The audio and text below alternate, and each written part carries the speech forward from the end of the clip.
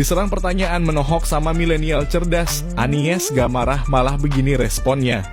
Untuk memenangkan kontestasi ini mungkin harus ngelakuin hal-hal yang dilematis secara etis. Misalnya berkoalisi atau berteman sama grup tertentu karena masanya besar tapi mungkin mereka itu value-nya bertentangan. Terus habis itu mungkin berbagi-bagi atau goreng isu-isu sara karena itu populer di masyarakat.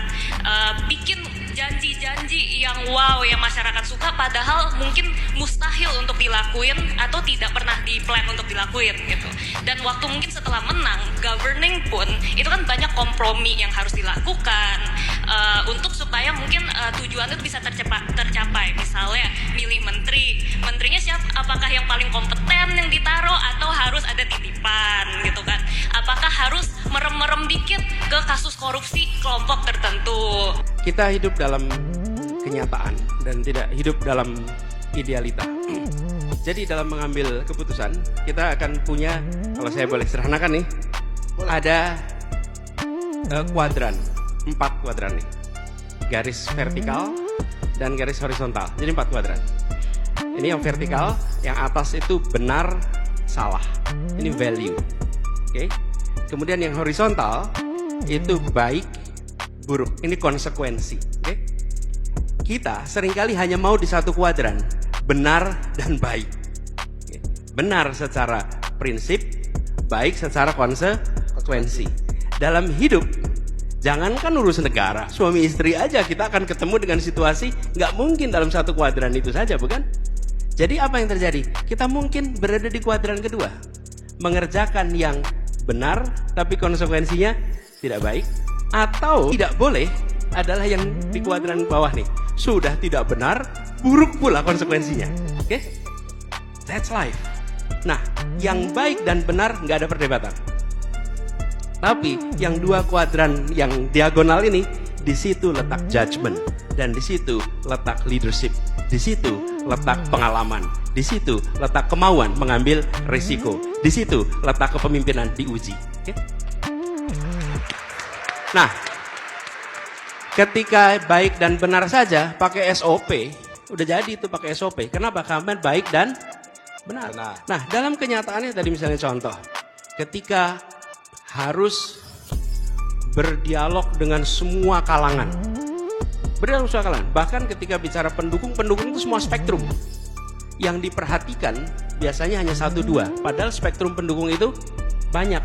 Nah, ketika bertugas, apa yang dikerjakan? Bertugas bukan bergantung yang mendukung. Bertugas bekerja berdasarkan prinsip keadilan, kepentingan umum, akal sehat, sains, dan aturan perundangan. Itulah prinsip dalam mengambil keputusan.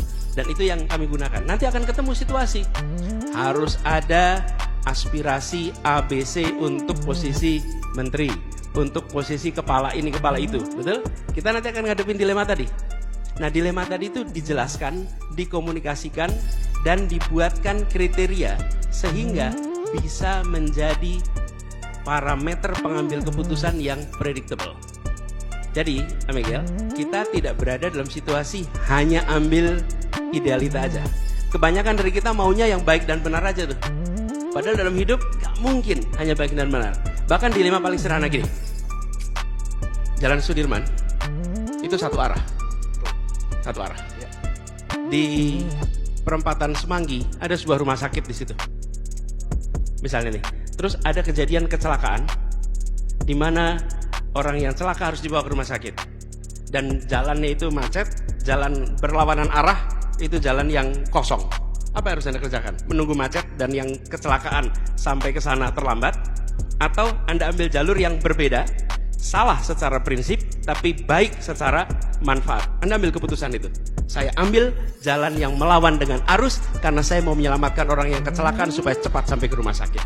That's judgment. Bagus sekali poin. Dan jangan cepat-cepat. Ini the end justify the means. Sebentar. Can you argue that to someone yang sudah dying?